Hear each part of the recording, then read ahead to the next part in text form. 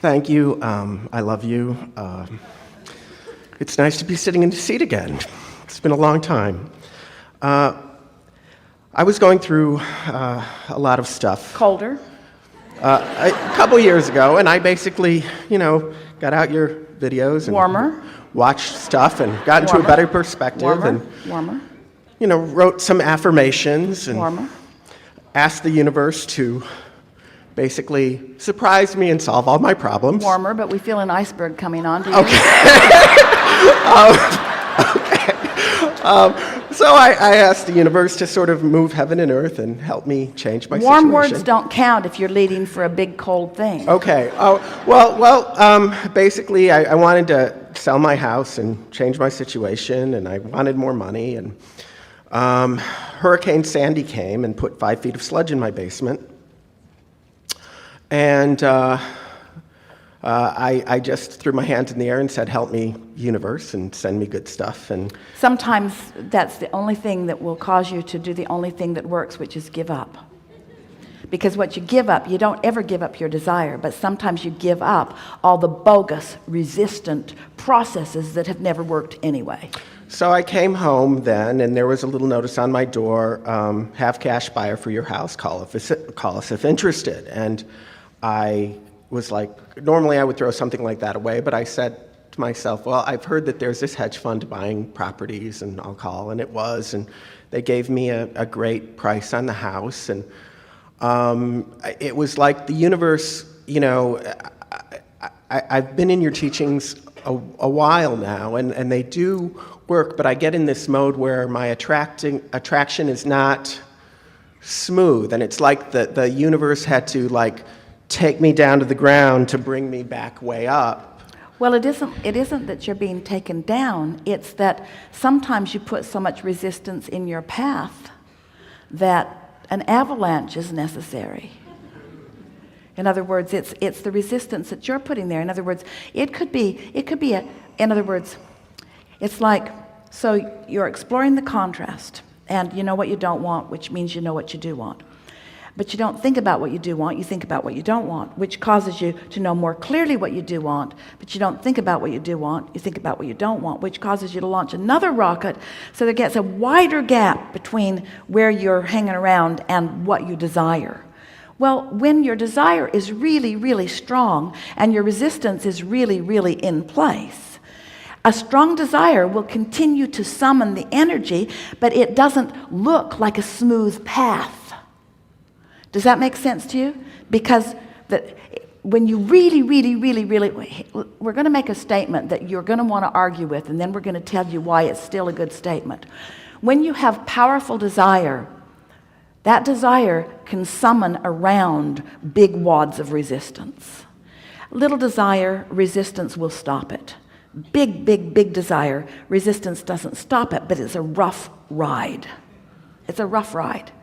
So when you decide, when you accept that you've filled your vortex full of things that you want, and even though they're not yet manifested, they still exist, and you decide to chill out, to stop working so hard, to stop being so introspective and so hard on yourself, and not being so blameful of government agencies or somebody you're living with, or we're not being exactly personal to you, but sort of, kind of. And so then, as you soften the things that you're day-to-day beating the drum of, so that you're thinking more about the music, as our friend was doing, things that feel good to you, then this big asking can be answered in easy ways. A few years ago, Jerry and Esther bought a property in Del Mar, and they have an ocean view. But there was a large Torrey pine tree down the hill that was blocking a good part of their view and other people's too. The Torrey pine trees were brought over from someplace, and they're not supposed to be watered. They're wild trees. They're not meant for neighborhoods, but there are a lot of them in neighborhoods. And as they get more water, they get unwieldy. They get too big. They get out of balance, and occasionally they fall on houses and they fall on the highway and such. And so this was one of those trees, sort of leaning, really blocking view. So Jerry said to the owner of the house, "We will, if you would like us to, it would benefit us too, we'll have that tree removed." It was $10,000 to remove the tree. "And we will landscape your property once the tree is is gone so that you'll be happy where you live. Well, of course, the owner of the property did not want to do that, and Esther and Jerry understood that because trees matter. And so they left it. And then that person sold the house and another person bought the house. And so Jerry made the offer again. And that person said no. And then on New Year's Eve, a big limb of that tree fell on the neighbor's house. And so they called and said, "Is your offer still good?" And Jerry said, "Yes. Yes, it will benefit you and it will benefit us." And so a company came in. It was remarkable to watch the crane and the saws and the men and the balance and the way they removed this giant tree. And so the tree is gone and the view is magnificent and their yard is beautifully landscaped. And Jerry took such pleasure in realizing that he had desired that view, and it came about from his perspective with relative ease. And so Esther is standing there with Jerry, and they're looking, and the view, it's wide open. And then there's another tree that's blocking a little view over there, and Esther said, "Okay, you want to do this the hard way or the easy way?" Well, that's what we want to say to you all the time. Do you want to do it the hard way or the easy way? Do you want to wait until the sludge fills your house? Do you want to wait till the limb falls on your tree, or the tree falls on your neighbor's house? In other words, you get what we're getting at? I get what you're getting at, and there's another example of that, and that's when I bought my new house, because I pulled out of the deal initially because there was a foreclosure and it brought the value of the house down, and I walked away and went to another deal which ended up being a short sale that the guy didn't know it was going to be short, and so that fell apart too. And then the original deal got reconstituted, so this house came back to me that I was in love with. So stop just for a moment Okay. and let us just emphasize that when we say you can't get there from here, that's what we're talking about. Okay. But sometimes experiences cause you to keep adjusting and adjusting and adjusting and adjusting, because eventually everything that you want will get to you. The question is, how long is it going to take for you to chill out and just start expecting good things to come? Right. You see what we're getting at?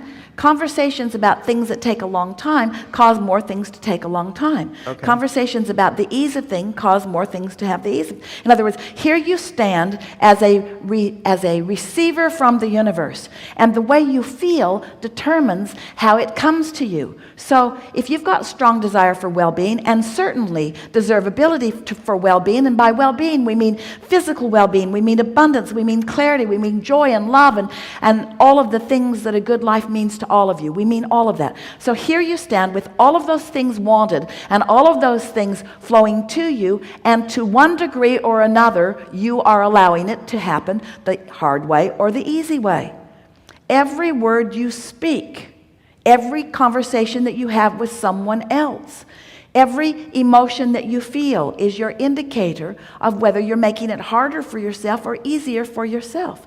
And we think that what happens to you is because you've been approaching your life through action, where it feels to you like if you're gonna get that table someplace, then you're gonna get hold of it and you're gonna move it, and it's gonna take a certain amount of strength to move it, and that's the way you think things are happening, through your focus and through your action. And we want you to understand that while that moves tables from place to place, that's not what makes this universe work. What makes this universe work are these rivers and streams of energy flowing. And when you get in the flow of these strong streams, then all kinds of things work to your benefit, and otherwise they do not.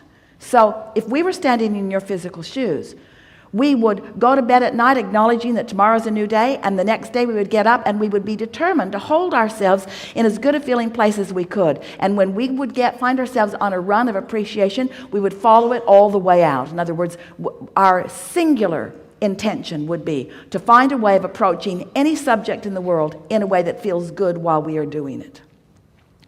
So At what point then, I've set my intention, I'm moving forward. It's in the vortex. It's in the vortex. It's in the vortex. Wait, let's say that different. I've set my intentions. It's in the vortex. It's moving forward because law of attraction says that it must. At what point do I get the signal, if there is a signal, to take the inspired action? At the point that you're not all wadded up in it. You see, that's the thing that we Okay. want you to understand. At the point that you stop trying so hard. Okay. Jerry used to he asked us this question so many times because he was helping people financially.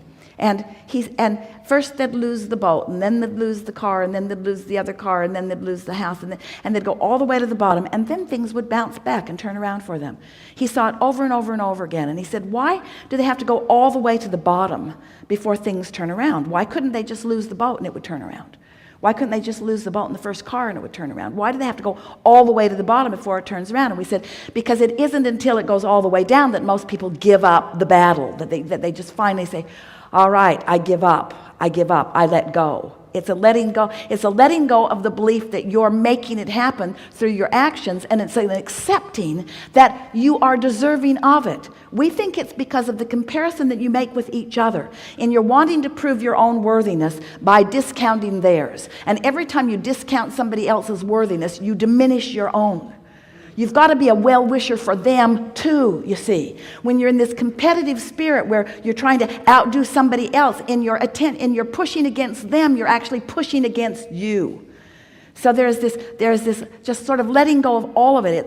What it really is an acceptance. That's why Esther just wanted to put her arms around that baby and around everyone that she knows, to say, you are good. Good is coming to you. You deserve the good that is coming. Give up the battle. Give up the struggle. Give up the competitiveness. Give it all up and accept the goodness that is in your vortex. Let it flow into your experience by loving that tree, by loving that toad, by loving that lizard, by finding something simple that doesn't get you all wadded up. Okay. It's like rewiring yourself. So in other words, whatever I want, whatever my intention is, I should just put it out there and not get hung up on details or... Well, you see, it's easier than that. Yeah. You don't have to put your intentions out there. They just go out there. Okay. Okay. There's no putting them out there. They're out there. Okay. If you live in a house with not enough closets, more closet goes in your next house. In other words, it's just the way that it works. Your intentions... So the way to speed up a manifestation is to just get rid of all resistance. The way to speed up manifestation is to slow down resistance. Okay. To get the resistance out of the way. Okay. But when you try to get resistance out of the way, you make it more. When you say, I'm going to get rid of that, now your attention's on it and it's getting bigger even as you speak. So how do you cause something to stop increasing in your vibration? How do you stop it from increasing? I think about something else or change my... Isn't that just brilliant? That's the only thing that ever works. You take your attention from it, because this is a universe based on inclusion. There's no exclusion. You can't say no. You go, you come, and you go. Because what you actually say, you that I want, come to me, and you that I don't want, go away. They both come. Okay. Because attention is attraction. So you have to cease the attention. So how do you stop thinking about something? By thinking about something else, or by going to sleep. Or by meditating. You can quiet your mind when you meditate. But we don't want you to spend your time meditating. And we really don't want you to spend your time not thinking. But if what you're thinking doesn't cause you to feel good, then you've got to find some way to break the evil cycle, so to speak. It's not evil. We're playing with you.